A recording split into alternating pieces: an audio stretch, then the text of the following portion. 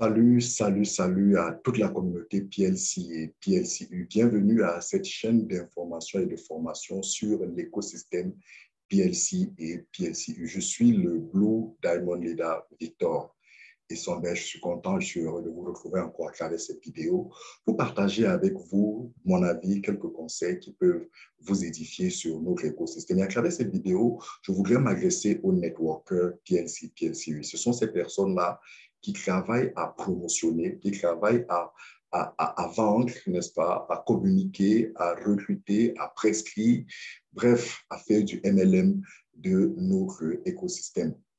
Chers chefs networkers, je voudrais partager avec vous mon avis, quelques conseils, quelques suggestions pour que nous puissions travailler en tout professionnalisme et contribuer au développement, à la sécurité, à la protection, n'est-ce pas, de notre chère compagnie, de son écosystème. La première des choses que je vais donner comme conseil à tous ceux qui sont networkers ou qui veulent être, c'est de prendre le temps de vous former et de vous informer suffisamment sur notre écosystème.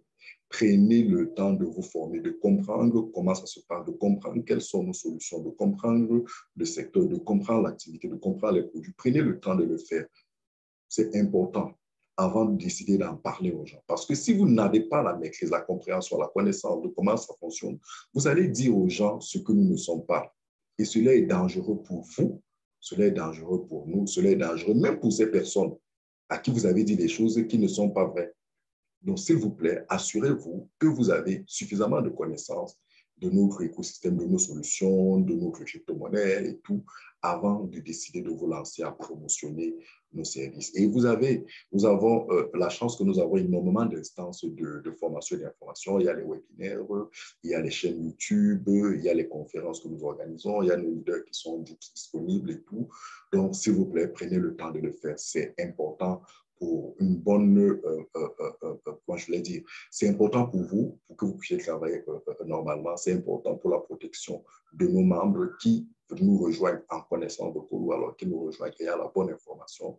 Et c'est important pour notre système parce qu'on aura dit aux gens que ce que notre système est véritablement. Et par conséquent, nous devons travailler à rester en permanence en contact avec l'actualité autour de notre écosystème.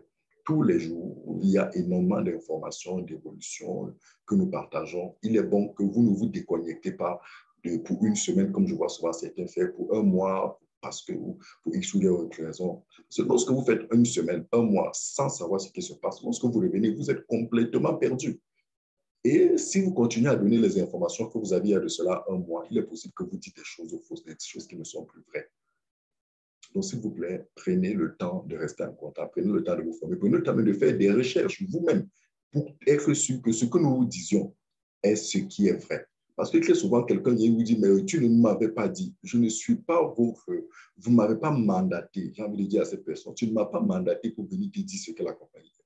Je décide bénévolement de pouvoir communiquer. La compagnie a des instances de communication. La compagnie a une chaîne YouTube, a une page Facebook, a le site même qui regorge d'énormément d'informations, où elle a des FAQ, où elle répond à tout un ensemble de questions. Donc, travaillons tous à nous équiper, payons le prix pour nous former, nous informer, afin de répercuter, afin de communiquer à nos membres ou potentiels membres la bonne information. Et sachant que, très chers networkers, pour ma part, notre job est de former et d'informer les gens.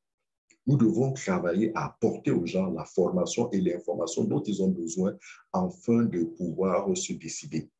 Notre job n'est pas de mettre la pression aux gens pour qu'ils souscrivent, pour qu'ils s'inscrivent, pour qu'ils nous rejoignent. Non, il n'est pas bon de mettre la pression aux gens, il n'est pas bon d'intimider les gens, il n'est pas bon de créer même un sentiment de culpabilité auprès des gens. Vous savez, il y a des gens qui réfléchissent vite. Vous leur avez parlé en quelques minutes, en quelques heures, ils se disent, d'autres ont besoin d'un peu plus de temps.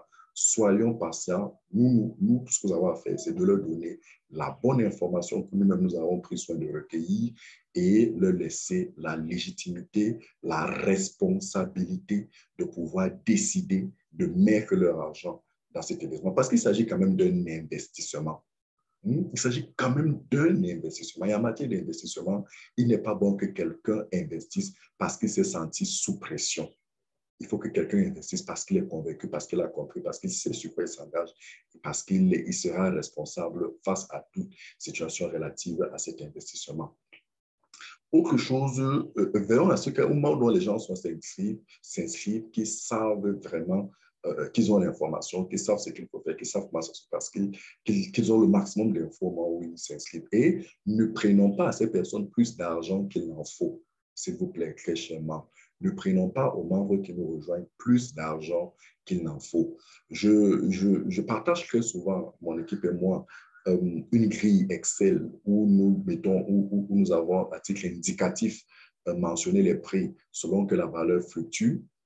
Cette grille intègre à la vérité les frais relatifs aux différentes manipulations de la plateforme. C'est une grille que j'ai conçue avec la complicité de mon excellent leader Maximo Sangha. Donc, du coup, il n'est pas bon de prendre plus d'argent que ces grilles ne le mentionnent pour quelque raison que ce soit tout autour, à moins que le prix mentionné, le prix du PLC mentionné sur cette grille, ou alors peut-être le prix du dollar mentionné sur cette grille a changé. Mais en principe, c'est un prix qui tient compte des différents frais, des différentes manipulations des plateformes. Donc, s'il vous plaît, ne faisons pas dépenser aux membres plus qu'il en faut. Notre rémunération vient des commissions que nous recevons lorsque ces membres ont acheté notre femme. C'est ça notre rémunération. Les membres n'ont pas besoin de verser un argent supplémentaire en guise de rémunération pour nous. Donc, soyons, s'il vous plaît, assez honnêtes, assez intègres parce que ils sont des membres, nous avons été comme eux et je sais que personne de nous n'aurait aimé prendre plus d'argent qu'il en faut à nos membres. Personne n'aurait aimé qu'on nous prenne plus d'argent qu'il en faut pour l'achat d'un pack. Autre chose, très cher leader, c'est ne cachons pas à nos membres l'existence d'un risque dans l'investissement, dans notre investissement. Il n'y a aucun investissement dans le monde où il n'y a pas de risque. Il n'y a aucun investissement dans le monde où il n'y a pas de risque. Même si le risque est mineur, est faible, un peu comme je le pense dans le cas de notre business, dans notre investissement PLCU, il reste que le risque existe. Et il faut que celui qui investit sache qu'il y a un train d'investir, mais il y a un risque. Et quand on dit qu'il y a un risque, on n'est pas en train de vouloir dire qu'il est possible que cette entreprise scam ou alors que le risque, c'est que cette entreprise est une arnaque. Ce n'est pas de ça qu'il s'agit. Lorsqu'une entreprise fait faillite, il est possible qu'elle ait fait faillite parce que c'était une arnaque dont la faillite était programmée. Il est possible que l'entreprise ait fait faillite à cause d'une erreur de gestion de ses gestionnaires. Ça veut dire que là, ce n'est pas une arnaque, c'est une erreur de gestion, c'est une faute de gestion qui a été fatale à l'entreprise. Il est possible que l'entreprise fait faillite à cause, par exemple, de la mort de son fondateur. C'est-à-dire que celui-ci n'avait pas de son vivant pris un certain nombre de dispositions pour assurer la pérennité de son entreprise en cas d'absence. Ça existe. Il est possible qu'une entreprise fait faillite à cause de la mésentente de ses actionnaires qui décident à un moment donné de tuer, qu'est-ce que je veux dire, de fermer l'entreprise parce qu'ils ne s'entendent pas autour d'un certain nombre de choses. Vous comprenez qu'ici, ça n'a rien à voir avec de l'arnaque. Il peut arriver que une entreprise fait faillite à cause d'une force majeure. On a vu la COVID-19 décimer des entreprises qui se portaient bien. Donc, vous voyez qu'il y a énormément de raisons que l'on peut évoquer pour expliquer la faillite d'une entreprise. Ça veut dire comment cette entreprise faisait donc faillite pour X ou Y raison. Ceux qui avaient mis leur argent dedans voient cette entreprise couler avec leur argent. Donc, du coup, un investisseur doit savoir que lorsqu'il investit, c'est parce qu'il prend le risque de gagner, mais le risque de perdre son argent en partialité ou en totalité, même si les faibles existent, il faut qu'il en soit conscient. Deuxième chose, autre chose, autant pour moi, utilisons les termes qu'il faut approprier à notre activité. Chez Networker, vous le savez, nous ne sommes pas une banque. Nous ne sommes pas une institution financière. Nous ne faisons pas du placement d'argent. Nous ne faisons pas du trading de la crypto-monnaie. Nous ne faisons pas de la vente de la crypto-monnaie. Nous ne mobilisons pas les fonds de nos membres pour aller investir en bourse, pour aller faire des placements, etc., etc. Non, ce n'est pas ça notre activité. Je ne suis pas en train de dire que les entreprises qui font ces activités font mal. Non, non, non, c'est leur activité. Nous, ce n'est pas notre activité. Disons à nos membres ce que nous sommes. Utilisons les bons mots. N'utilisons pas les termes qui ne sont pas liés à nos activités. On a longuement échangé dessus. Les termes liés aux intérêts, les termes liés à quelques placements, ton intérêt mensuel. Non, ce ne sont pas les activités, ce ne sont pas des termes liés à nos activités. Donc, utilisons les bons termes. Nous sommes une entreprise technologique. Nous faisons du farming. Nous faisons du farming. Et nous avons des produits que nous vendons, une application que nous vendons qui aide notre membre, qui permet à notre membre de pouvoir produire, créer de nouvelles pièces. Donc, utiliser les bons mots pour pouvoir expliquer ce que nous sommes, afin que les gens ne nous assimilent pas à ce que nous ne sommes pas, parce que cela participe même de la protection de notre écosystème. J'aimerais dire que si nous disons que nous sommes un bassin, nous ne sommes pas surpris que demain la Consumer s'abatte sur nous en disant que nous sommes une institution financière, nous ne sommes pas passés les voies, ils ne nous ont pas donné d'autorisation. Ne soyons pas surpris que la banque, je ne sais pas moi, toutes ces institutions de régulation, les trucs qui doivent contrôler les institutions financières, s'abattent sur nous, mais c'est nous qui aurons donné la chocotte pour qu'ils nous fouettent. Nous disons véritablement qui nous sommes, afin que les gens sachent qui nous sommes et que une information erronée ne soit pas diffusée à l'encontre de notre entreprise. Cela peut nous être préjudiciable et c'est nous qui aurons été la cause de ce préjudice. Autre chose, très chers leaders, soyons des leaders, ne soyons pas des vendeurs de produits. Soyons des leaders, ne soyons pas des vendeurs de produits. Notre métier, notre écosystème, notre vision, la vision de notre fondateur, c'est de créer une communauté qui vit autour de la technologie blockchain PLCU. Donc, ne nous contentons pas simplement que lorsque quelqu'un a acheté un pack, on l'abandonne. Ce n'est pas de ça qu'il s'agit. Bien au contraire, si nous avons pris le temps d'informer quelqu'un jusqu'à ce qu'il s'inscrive, il achète un pack, nous devons plus que jamais, une fois qu'il a acheté le pack, être auprès de lui, afin qu'il comprenne ce que c'est, afin qu'il puisse jouir de son pack normalement, mais mieux encore qu'il puisse s'intéresser à la véritable vision, à la compréhension, à l'activité, bref, à la vie de la communauté, à la vie de cet écosystème et qu'il le comprenne. Donc, accompagnons les gens plus que jamais. Ne les lâchons pas, ne les larguons pas. Ou alors parce qu'il a pris un pack et puis il ne network pas. Les gens ne sont pas obligés de networker. Le networking est alternatif. Qu'est-ce que je voulais dire? Est accessoire, autant pour moi. Le networking est accessoire. Personne n'est obligé de networker. Personne n'est obligé de recommander. Donc, si quelqu'un a pris un package et qu'il se contente de recevoir ses revenus périodiquement, s'il vous plaît, laissez-le, ne l'envoyez pas, veillez sur lui, posez-lui de temps en temps des questions, invitez-le aux conférences, ne le négligez pas, ne l'abandonnez pas. Parce que lorsque vous abandonnez, c'est comme si pour vous le plus important, c'était devant. Maintenant qu'il a acheté, vous, c'est bon, vous passez à autre chose. Non, non, non, ce n'est pas de ça qu'il s'agit.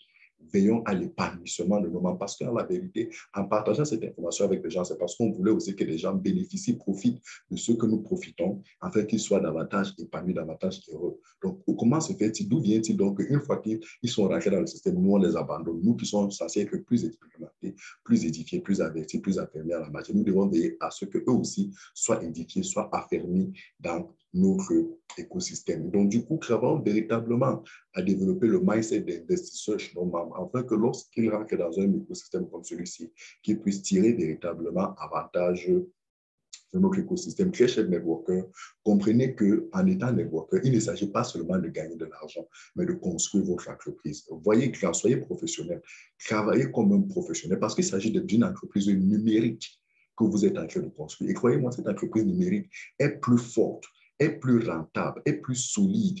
Vraiment, comparé aux entreprises physiques, je vous assure, en construisant votre network, en étant networker, vous construisez une entreprise qui vous rapporte de l'argent, que vous pilotez beaucoup plus aisément qu'une entreprise physique. Donc, dites-vous que vous êtes en train de construire votre entreprise et en conséquent, cela vous exige une certaine attitude, un certain niveau de formation, un certain niveau d'implication. Cela vous exige un certain niveau de valeur et c'est vraiment important que vous puissiez comprendre ça. Donc, du coup, soyez des duplications de vos meilleurs uplines. Regardez comment vos meilleurs uplines, ce sont ceux qui sont rentrés dans l'activité avant vous, ceux-là qui network. Regardez vos meilleurs uplines, comment est-ce qu'ils travaillent et faites pareil, sinon faites mieux. Et en même temps, travaillez à élever d'autres networkers qui sont en bas, en dessous de vous, vos downlines qui veulent networker, coachez-les, tenez-les la main, montrez-leur le chemin, amenez-les aussi à pouvoir être de bons networkers, une meilleure version de vous, afin que l'écosystème soit vertueux et aussi construise de l'entreprise comme vous construisez la vôtre et que tout le monde soit heureux.